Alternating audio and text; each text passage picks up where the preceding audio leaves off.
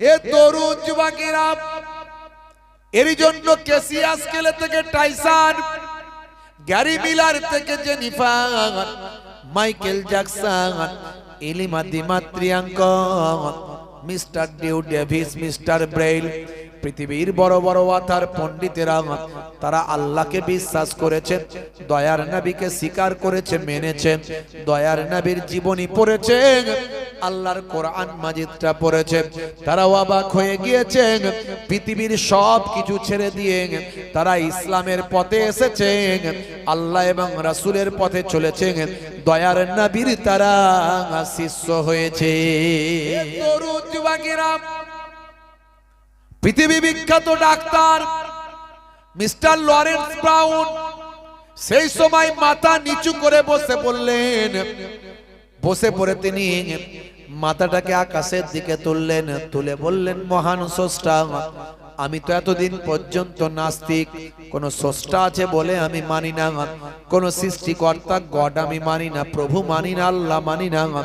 এখন আমি বলছি, যদি তুমি বলে কেউ থেকে থাকো, আমার সন্তানকে তুমি ভালো করে দাও, আমার সন্তানকে তুমি সুস্থ করে দাও।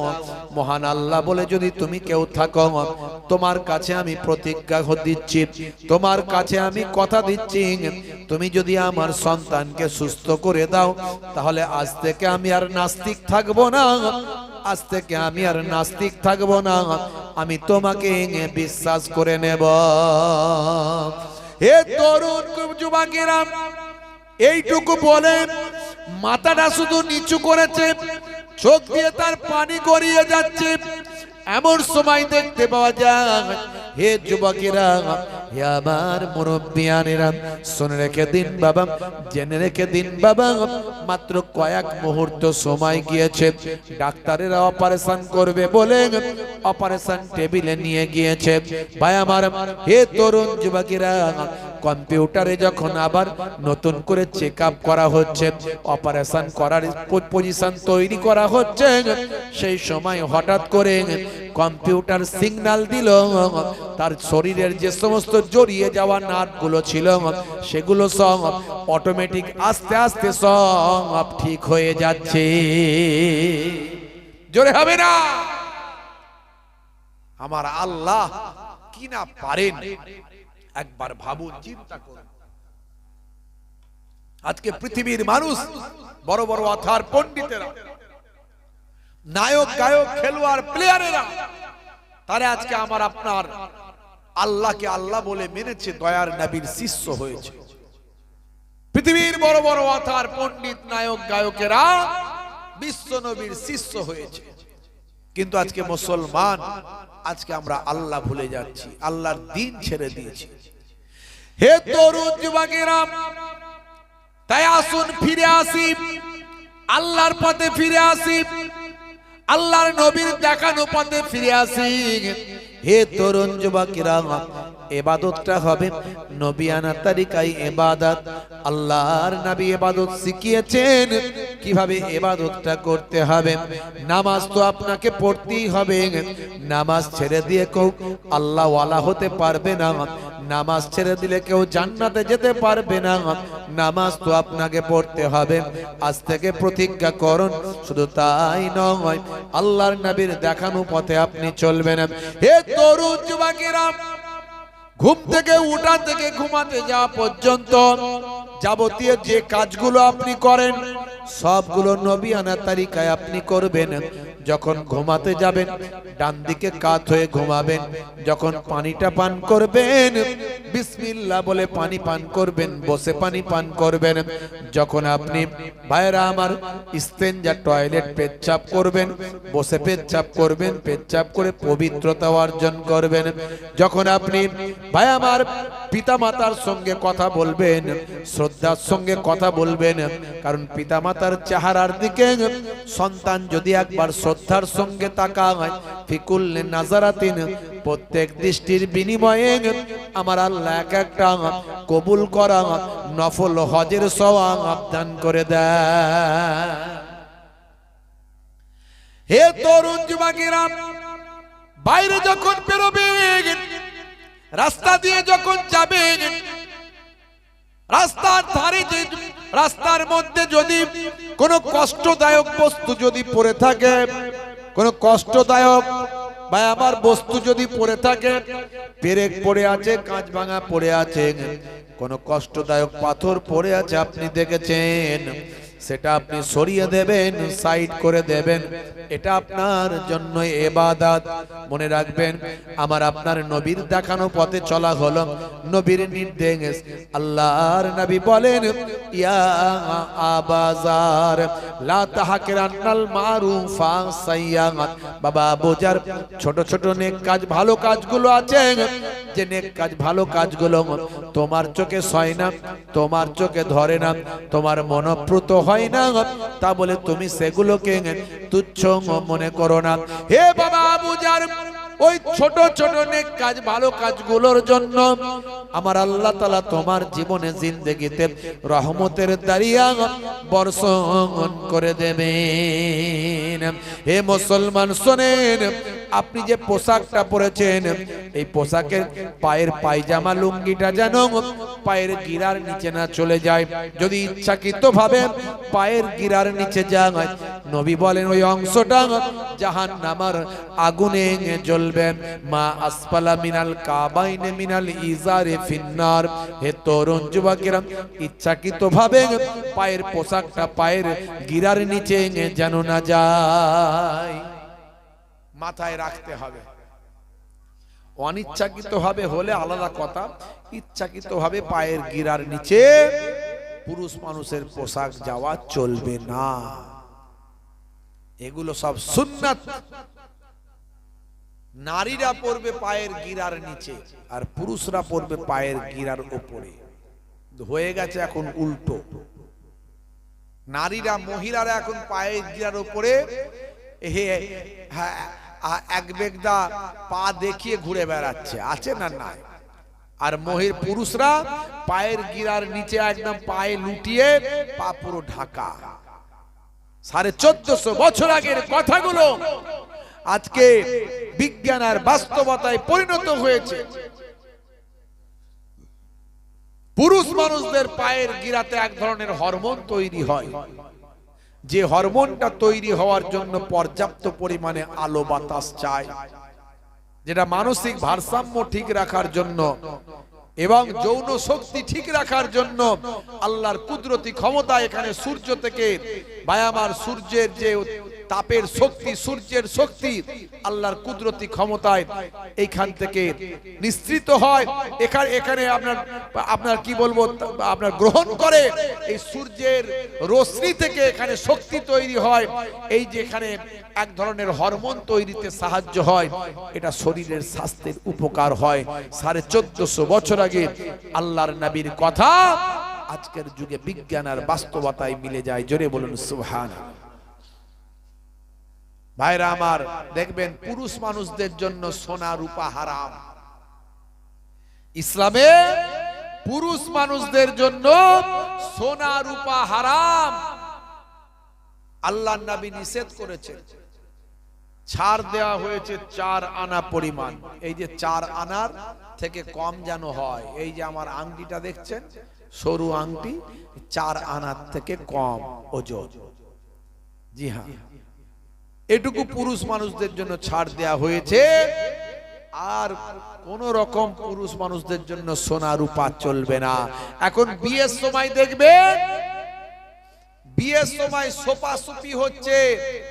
স্বামী স্ত্রীকে আংটি পরাচ্ছে, স্ত্রী স্বামীকে আংটি পরাচ্ছে, আছে না নাই? শ্বশুর একটা আংটি দিচ্ছে, শাশুড়ি একটা জামাইকে আংটি দিচ্ছে, হ্যাঁ, চার শ্বশুর একটা আংটি দিচ্ছে, সোনার আংটি পরিয়ে দিচ্ছে, জামাই হাতে একদম 4-5টা সোনার আংটি পরে ঘুরে বেড়াচ্ছে, আছে না নাই? সোনা পরাই তো হারাম।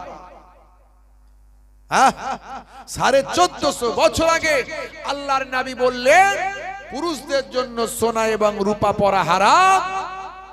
আজকের স্বাস্থ্য বিশেষজ্ঞরা গবেষণা করে দেখছে পুরুষদের আল্লাহ এমন হরমোন সিস্টেমটা তৈরি করেছেন, যে হরমোনাল সিস্টেমটা এমন তৈরি করেছেন, সোনা রূপা এগুলো তো ক্ষয় হয়, এই ক্ষয় হয় এই সোনা রূপা এই সোনা রূপা যখন শরীরে ক্ষয় হয়ে ভিতরে যায়, ওই হরমোনের সঙ্গে বিক্রিয়া হয়, এটা স্বাস্থ্যের জন্য ক্ষতি হয়।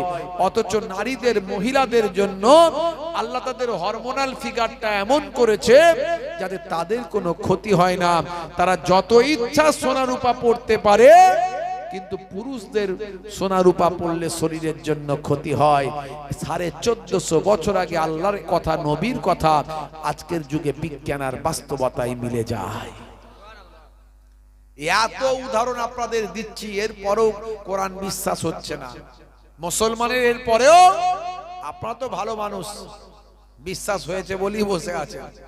কিন্তু এমন অনেক যারা দেগঙ্গা মার্কেটে ঘুরে বেড়াচ্ছে, ওদের বিশ্বাস হয়নি বলেই তো ঘুরে বেড়াচ্ছে। কথা ঠিক না বলবো? তো নায়িকা, নায়ক, নায়িকায় বিশ্বাস, নাচানাচি করছে সেখানে গিয়ে। এই উদাহরণগুলো শুনলে কি মনে হয়? আপনি অবাক ব্যাপার। আমি অনেক উদাহরণ এভাবে দিয়েছি কোরআন হাদিস থেকে। 1450 বছর আগের কথাগুলো আজকের যুগে বিজ্ঞানের বাস্তবতায় কি করে প্রমাণিত হচ্ছে ভাবুন। সে সময় কোনো নাসা ছিল না, ইসরো ছিল না, গবেষণা কেন্দ্র ছিল না, কোন রকম আল্ট্রাসাউন্ড ছিল না, ইকোকার্ডিওগ্রাফি মেশিন ছিল না, ইউএসজি মেশিন ছিল না, কোন রকম যন্ত্রপাতি ছিল না, কোন রকম বিজ্ঞানের ডেভেলপমেন্ট ছিল না। অথচ সেই সময়ের কথাগুলো আজকের যুগে বিজ্ঞানের বাস্তবতায় প্রমাণিত হয়। তার কারণ হলো আল্লাহ সত্য, আল্লাহ বিশ্ব ব্রহ্মাণ্ডের সবকিছু সৃষ্টি করেছেন, আল্লাহ সবকিছু জানেন। তাই 1450 বছর আগে তার কেতাবে তিনি লিপিবদ্ধ করে দিয়েছেন। ভাইরা আমার, হে তরুণ যুবকেরা, আপনি অবাক হয়ে যাবেন। সারা পৃথিবীর বুকে যত প্রাণের সঞ্চার হয়েছে, যত জীব আছে, যত প্রাণের সঞ্চার হয়েছে, হে তরুণ যুবকেরা, হে আমার মুরব্বিয়ানেরা, শুনে রেখে দিন বাবা, জেনে রেখে দেন, আপনি অবাক হবেন। এই সমস্ত প্রাণের সঞ্চার যত হয়েছে, এই প্রাণের সঞ্চার যত হয়েছে, যত জীবের সৃষ্টি হয়েছে, বিজ্ঞান বলছে, সায়েন্স বলছে, সব পানি থেকে সৃষ্টি হয়েছে। এটা আজকের গবেষণা করে বিজ্ঞান ধারণা করেছে, বলছেন বিজ্ঞানের গবেষণায় আজকে প্রমাণিত হয়েছে যত প্রাণের সঞ্চার হয়েছে সব পানি থেকে সৃষ্টি হয়েছে। এই কথাটা আজকে যখন বিজ্ঞানের গবেষণায় প্রমাণ হলো, কোরআনের গবেষকরা বলেন এই কথাটা 1450 বছর আগে আল্লাহর কোরআনে লিপিবদ্ধ আছে। বিজ্ঞানীরা অবাক হয়ে যায়, এটা কি করে সম্ভব? সত্যি কি লেখা আছে? হে তরুণ যুবকেরা, হে আমার মুরব্বিয়ানেরা, আল্লাহর কোরআনের গবেষকরা বলেন, কোরআন মাজিদ খুলুন, সূরার নাম হলো সূরা আম্বিয়া, আয়াত নাম্বার হলো 30। এই 30 নাম্বার আয়াতে যাবেন, আপনি সেখানে দেখতে পাবেন আমার আল্লাহ কোরআন মাজিদের ভিতরে সূরা আম্বিয়ার 30 নাম্বার আয়াতে বলছেন, ওয়াজআলনা মিনাল মাই কুল্লা শাইইন হাইয়িন আফালা ইউমিনুন। ওয়াজআলনা মিনাল মাই, আল্লাহ বলছেন আমি সৃষ্টি করেছি পানি থেকে, কুল্লা শাইইন, প্রত্যেক জিনিস, হাইয়িন, যাদের হায়াত আছে, যাদের জীবন আছে। 1450 বছর আগে আমার আল্লাহ কোরআন মাজিদের ভিতরে বললেন আমি পানি থেকে সমস্ত আমার সমস্ত জিনিসকে তৈরি করেছি, যাদের জীবন আছে এমন প্রত্যেক জিনিসকে আমি আল্লাহ পানি থেকে সৃষ্টি করেছি। কোরআনের কথা মিলে যাচ্ছে। এই কথাগুলো কেন বলছি? আপনার ঈমান মজবুত হবে। আল্লাহ বলছেন, বান্দারে আমি পৃথিবীতে পাঠিয়েছি তোমাকে ইবাদত করার জন্য, ইবাদত ছাড়া অন্য কোনো উদ্দেশ্যে আমি আল্লাহ সৃষ্টি করিনি। হে তরুণ যুবকেরা, আমরা সামান্য নামাজটা পড়তে চাই না, নামাজেও আমরা ফাঁকি দিই। হে তরুণ যুবকেরা, নামাজ পড়া আমাদের জন্য কষ্টসাধ্য মনে হয়, আমাদের জন্য আল্লাহর ইবাদত গুলো কষ্টকর মনে হয়। এই তো সামান্য ইবাদত, আমরা কত আর ইবাদত বন্দেগী করি একবার ভাবুন।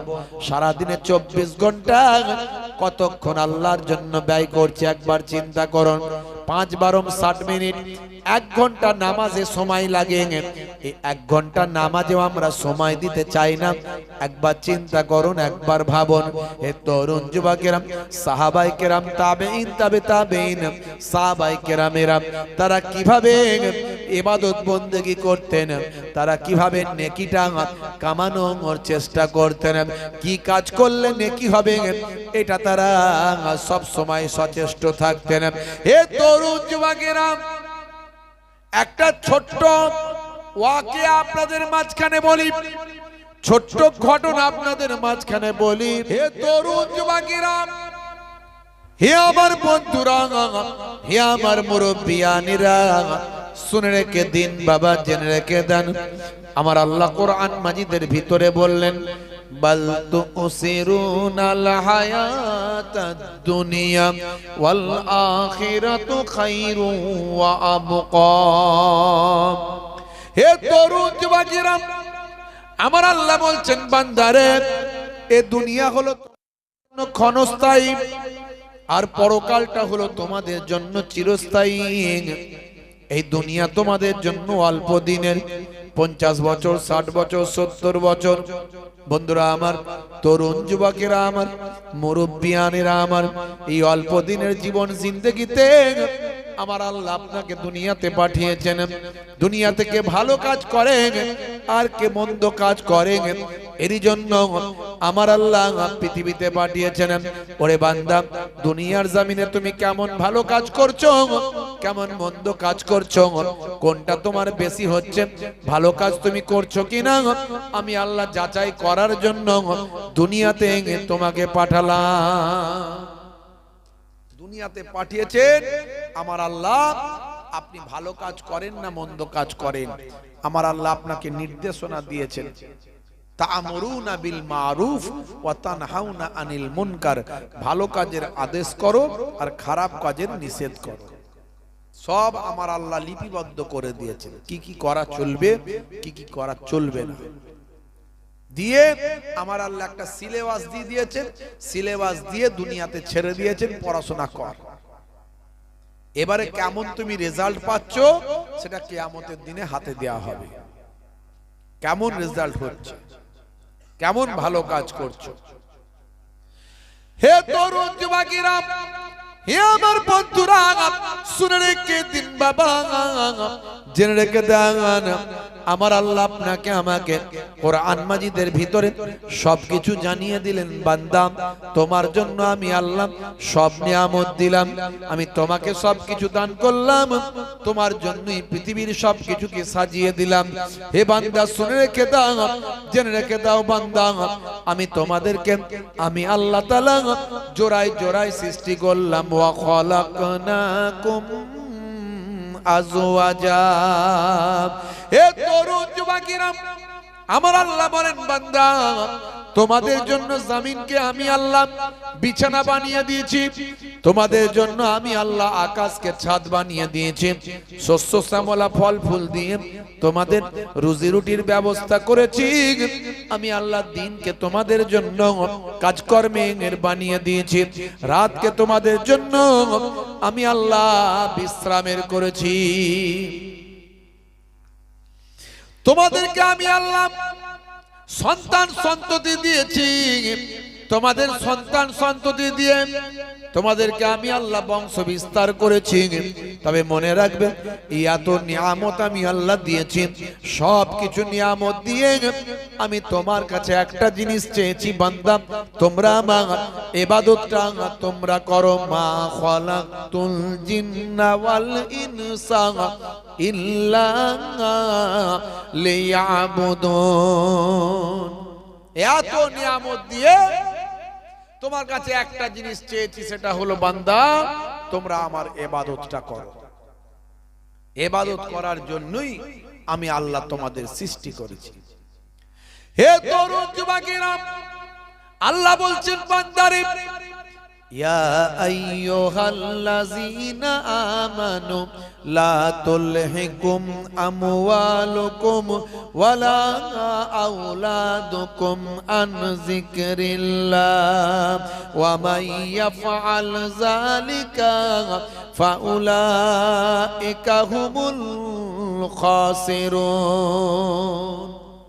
হে তরুণ যুবকেরা, আল্লাহ বলছেন বান্দারে ना भुला दे माल तुम्हारा और औलाद तुम्हारे अल्लाह के इबादत से তোমরা যেন তোমাদের সন্তান সন্ততি কাজ কারবার মালমাতা পেয়ে তোমরা যেন আল্লাহকে না ভুলে যাও।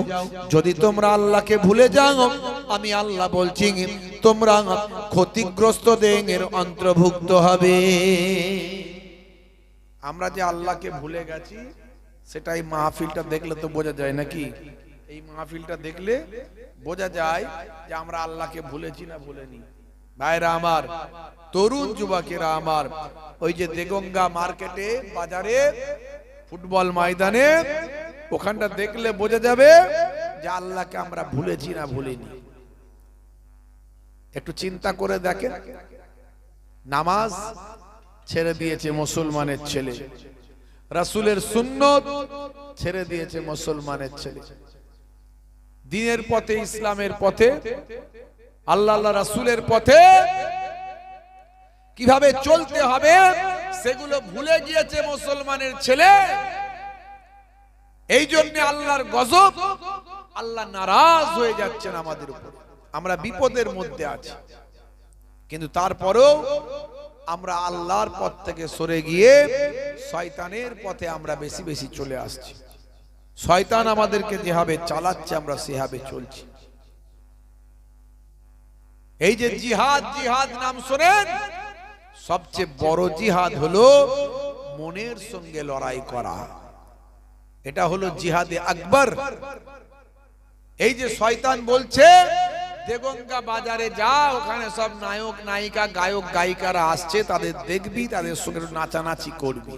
কিন্তু আপনি বলছেন না, আজকে ওয়াজ নাসিহাতের মাহফিল হবে, কোরআন হাদিসের বয়ান হবে, আমি এখানে বসবো, আমি ওখানে যাব না। এই যে মনের সঙ্গে লড়াই করে আপনি এখানে বসে আছেন, এটা হলো আপনার জন্য সবচেয়ে বড় জিহাদ। জোরে বলুন সুবহানাল্লাহ। ভাইরা আমার, তরুণ যুবকেরা আমার, মুরব্বিয়ানেরা আমার, মুসলমান একটু গবেষণা করুন, একটু ভাবুন, আমার আল্লাহ আপনাকে আমাকে কত নিয়ামত দিয়েছেন, কিন্তু সেই নিয়ামত পাওয়ার পরেও আমরা আল্লাহর ইবাদত বন্দেগী করছি না, আল্লাহর শুকরিয়া আদা করছি না, আল্লাহর ইবাদত বন্দেগী করতে পারছি না। ভাইরা আমার, আল্লাহ রাব্বুল আলামিনের এত নিয়ামত আমরা পেয়েছি, কিন্তু সেই নিয়ামতের শুকরগুজার আমরা করতে পারছি না। হে তরুণ যুবকেরা, হে আমার বন্ধুরা, হে আমার মুরব্বিয়ানেরা, শুনে রেখে দিন বাবা, জেনে রেখে দেন। হে মুসলমান, একটু লক্ষ্য করুন, আমার আল্লাহ আপনার আমার জন্য এত কিছু নিয়ামত দান করলেন। এই এত কিছু নিয়ামত দিয়ে আল্লাহ বললেন, বান্দারে তোদের কাছ থেকে আমি একটা জিনিস চাই, সেটা হলো তোরা আমার ইবাদতটা করবেন। মনে রাখবেন, ইবাদত মানে শুধু নামাজ নয়, ইবাদত মানে শুধু রোজা নয়, ইবাদত মানে শুধু হজ যাকাত নয়, ইবাদত মানে শুধু তেলাওয়াত নয়, ইবাদত মানে আমার আপনার নবীর নির্দেশনা অনুযায়ী চলা, নবীর সুন্নতের তাবেদারি করা, নবীর নির্দেশনা অনুযায়ী চলা, এর নাম হলো ইবাদত।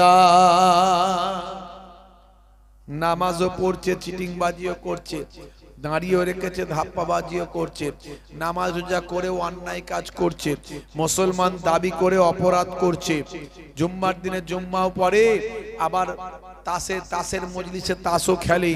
ভাই আমার, নামাজও পড়ে, আবার সকালবেলা লটারির টিকিট কাটে, নামাজ রোজা করে দাঁড়ি রেখে সুবি সাহেব হয়ে বউকে পেটে, মাকে পেটে, বাপকে পেটে আছে না নাই? আল্লাহ বলছেন, বান্দারে তোদেরকে আমি আমার ইবাদত করার জন্য পাঠিয়েছি, নবী আনা তারিকায় চলতে হবে, নবী যেরকম নির্দেশ দেবে সেই নির্দেশ পালন করতে হবে, এর নাম হলো ইবাদত। জোরে বলুন সুবহানাল্লাহ। দরুদ শরীফ আল্লাহুম্মা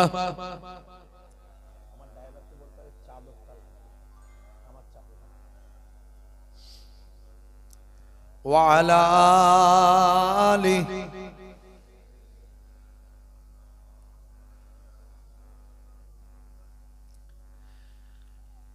আসমান সুন্দর, জমিন সুন্দর, মানুষ সুন্দর, আসমান সুন্দর, সুন্দর সুন্দর পাল্লা, জানি না কত সুন্দর তুমি আল্লাহ, জানি না কত সুন্দর তুমি আল্লাহ। দুনিয়া সুন্দর, মানুষ সুন্দর, আসমান সুন্দর, জমিন সুন্দর, সুন্দর সুন্দর পাল্লা, জানি না কত সুন্দর তুমি আল্লাহ, জানি না কত সুন্দর তুমি আল্লাহ। আল্লাহুম্মা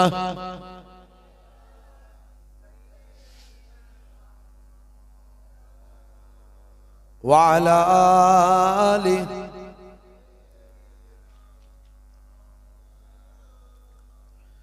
ঝর্ণা ছুটে চলে একে বেঁকে, পৃথিবীর পথে কত ছবি এঁকে, ঝর্ণা ছুটে চলে একে বেঁকে, পৃথিবীর পথে কত ছবি এঁকে, নদীর কলতানে সাগরের গর্জনে, নদীর কলতানে সাগরের গর্জনে, ঢেউয়ে ঢেউয়ে দেয় পাল্লা, জানি না কত সুন্দর তুমি আল্লাহ, জানি না কত সুন্দর তুমি আল্লাহ, জানি না কত সুন্দর তুমি আল্লাহ, জানি না কত সুন্দর তুমি আল্লাহ। আল্লাহুম্মা সাল্লি আলা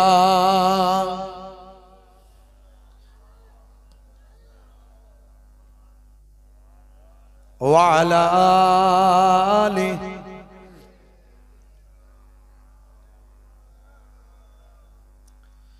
বাগানে ফুল ফোটে রাশি রাশি, রাতেরই তারা ভরা চাঁদের হাসি, বাগানে ফুল ফোটে রাশি রাশি, রাতেরই তারা ভরা চাঁদের হাসি, গুনগুন গানে ডেকে মৌমাছি মধু চাকে, গুনগুন গানে ডেকে মৌমাছি মধু চাকে, ফুলে ফুলে করে হাল্লা, জানি না কত সুন্দর তুমি আল্লাহ, জানি না কত সুন্দর তুমি আল্লাহ, জানি না কত সুন্দর তুমি আল্লাহ, জানি না কত সুন্দর তুমি আল্লাহ।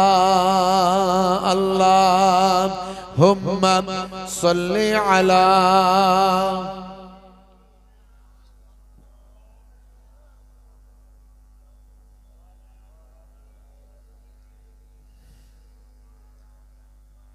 ভাইরা আমার, তরুণ যুবকেরা আমার,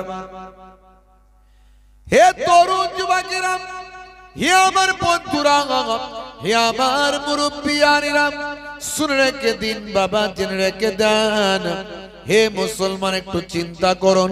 হে যুবক, কতদিন তুমি বাঁচবে একবার তুমি চিন্তা করো। আজ তুমি বেঁচে আছো, কাল বাঁচবে কিনা কোনো গ্যারান্টি না। হে যুবক, তুমি একটু ভাবো, তোমার জীবনে জিন্দেগিতে কত মানুষকে তুমি দাফন করেছ, কত মানুষকে তুমি কাফন পরতে দেখেছ, কত মানুষের জানাজায় অংশগ্রহণ করেছ। হে যুবক, একটু চিন্তা করো, কত বড় বড় অসুখ নিয়ে মানুষ ঘুরে বেড়ায়, কারো ক্যান্সার, কারো টিউমার, কারো প্যারালাইসিস, কারো স্ট্রোক হয়ে যায়। হে যুবক, আজ তুমি বেঁচে আছো, একবার চিন্তা করো, আমার আল্লাহ তোমাকে বাঁচিয়ে রেখেছেন, কবার আল্লাহকে থ্যাঙ্কস দিয়েছ। আল্লাহর ইবাদতটুকু সামান্য নামাজ তুমি পড়ো না। একবার ভেবে দেখো, এই যে আমরা অক্সিজেন নিই বাতাসে, বাতাস থেকে আমরা অক্সিজেনটা গ্রহণ করি, কিন্তু বাতাসে এই অক্সিজেন গ্যাস যা আছে তার থেকে বেশি আছে নাইট্রোজেন গ্যাস। প্রায় 70% 75% নাইট্রোজেন গ্যাস আছে। সবচেয়ে বেশি গ্যাস আছে নাইট্রোজেন গ্যাস বাতাসে আছে। এছাড়া বাতাসে আরো অনেক গ্যাস আছে, কার্বন ডাই অক্সাইড আছে, অক্সিজেন আছে, হিলিয়াম আছে, আরো অন্যান্য ছোট ছোট গ্যাসগুলো আছে। এত গ্যাসের ভিতর সব তাল পাকিয়ে আছে গ্যাস, শুধু গ্যাস আর গ্যাস। কিন্তু আপনি আমি, আমার আপনার নাকে আল্লাহ কোন ফিল্টার দিয়েছেন যে আমরা সবচেয়ে বেশি গ্যাস বাতাসে যেটা আছে সেটা হলো নাইট্রোজেন। যে নাইট্রোজেন যদি আমাদের নাক দিয়ে ঢুকে যেত, মুখ দিয়ে ঢুকতো, আমি আপনি আর বাঁচতাম না। কিন্তু আল্লাহ কুদরতি ফিল্টার আল্লাহ মুখে নাকে এমন দিয়েছেন, আমরা নাইট্রোজেনটা না নিয়ে আমরা অক্সিজেনটা গ্রহণ করছি। জোরে বলুন সুবহানাল্লাহ। একবারও ভাবুন, চিন্তা করুন, আমাদের যে জিহবা, এই জিহবাতে আল্লাহ আমরা যে টেস্ট গুলো পাই আমরা জানি না। জিহবাকে আল্লাহ কুদরতি ক্ষমতায় 3টে ভাগে ভাগ করে দিয়েছে। যে অংশে মিষ্টির টেস্ট পান সেখানে আপনি টকের টেস্ট পাবেন না। যেখানে আপনি মিষ্টির টেস্ট পান সেখানে আপনি টকের টেস্ট পাবেন না। যেখানে আপনি ঝাল পান সেখানে আপনি মিষ্টির টেস্ট পাবেন না। আপনি ভাবতে পারবেন না আমার আল্লাহ জিহবাকে আপনার 3টে ভাগে ভাগ করে এমন করে দিয়েছেন, আল্লাহর কুদরতি ক্ষমতা, আপনি অবাক হয়ে যাবেন। ভাইরা আমার, তরুণ যুবকেরা আমার, মুরব্বিয়ানেরা আমার, মুসলমান, একটু ভাবনা চিন্তা করুন আল্লাহ রাব্বুল আলামিন আপনাকে আমাকে কি কি নিয়ামত দিয়েছে। তরুণ যুবকেরা আমার, কোরআন মাজিদ খুললে আপনি অবাক হয়ে যাবেন, সে কোরআন মাজিদ পড়লে আপনি অবাক হয়ে যাবেন।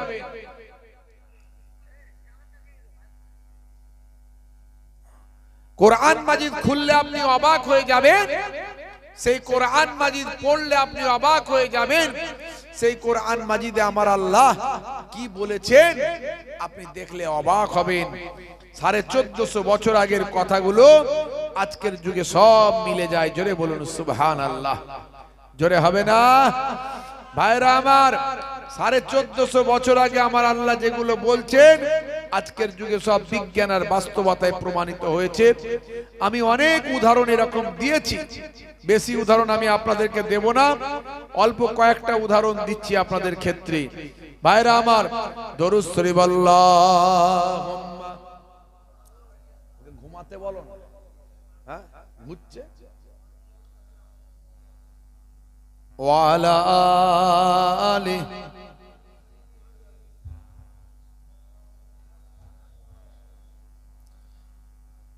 আল্লাহুম্মা সাল্লি আলা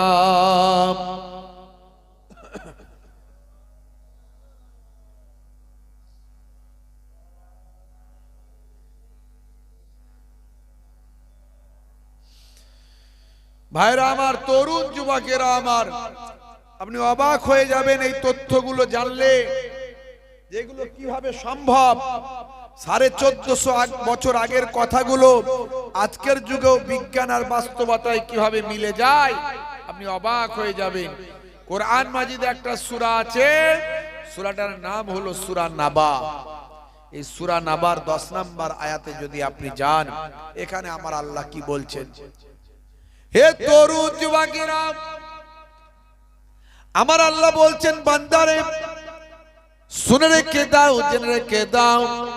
আমার আল্লাহ কোরআন মাজিদের ভিতরে বললেন ওয়াজআলনাল লাইলা লিবাসা, আমি আল্লাহ তোমাদের জন্য রাতকে পোশাক বানিয়ে দিয়েছি। রাতকে আল্লাহ পোশাক বানিয়েছে। পোশাকের কাজ কি বলেন?